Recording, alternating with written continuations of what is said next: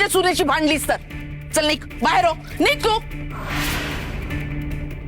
चल निघ, चल तू बाहेर, चल चल चल ये.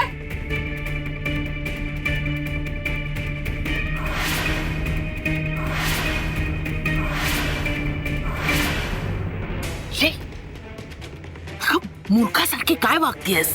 तुला कळत कसं नाही? तू या घरात यावीस म्हणूनच मी हे सगळं करते ना. क्षुल्लक गोष्टीवरून धिगाडा कसला घालतेस? काय मिळणार आहे त्यातनं? त्यापेक्षा आता तू घरी जा आणि शुभवार्तेची वाट बघ. शुभवार्ता? सखू तुझ्या मार्गातून दूर झाली, कायमची.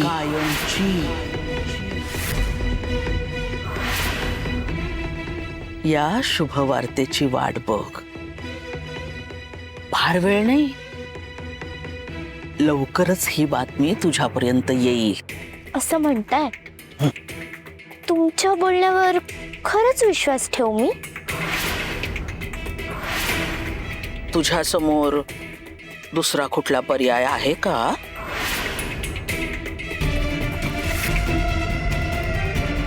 अरे ही समजा गावाला धमकावती आहे आणि आपल्या बाबाईचा अपमान करतीये. मी नाही सहन करणार. आम्ही बाबाजींना देव मानतो आणि तू बाबाजींना कशी ढकलतेस? मी बाबाजी टाबाजी कुणासनी बी ओळखत नाही. बळी हवाय मला, बळी. अगं ए, तू कोणाचा अपमान करतीस?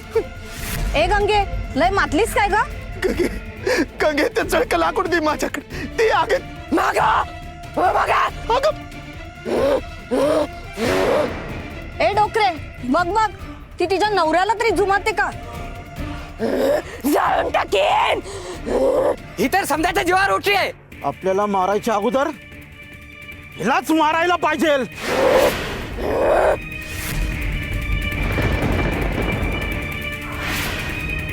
वेडी आहे म्हणून तशी वागतीये. तुम्ही शहाणा आहो ना. ए बिब्या, अरे तुझ्या जिबाला हाड आहे का नाही? हा, ती खोडी झाली म्हणून आपला जीव द्यायचा का? ते काय नाही, माझ्या दादा बोलते तसंच मारलं पाहिजे. बरोबर आहे.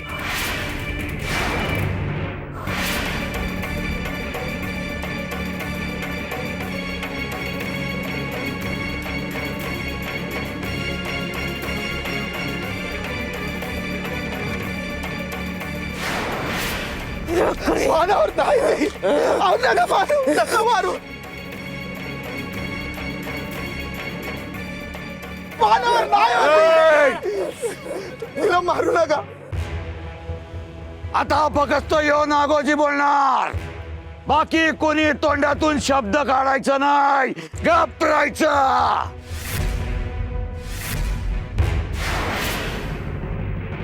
आज की नाही सखूबाईंनी इतकी सुंदर दिसतेय की काय म्हणावं. दृष्ट काढायलाच हवी होती.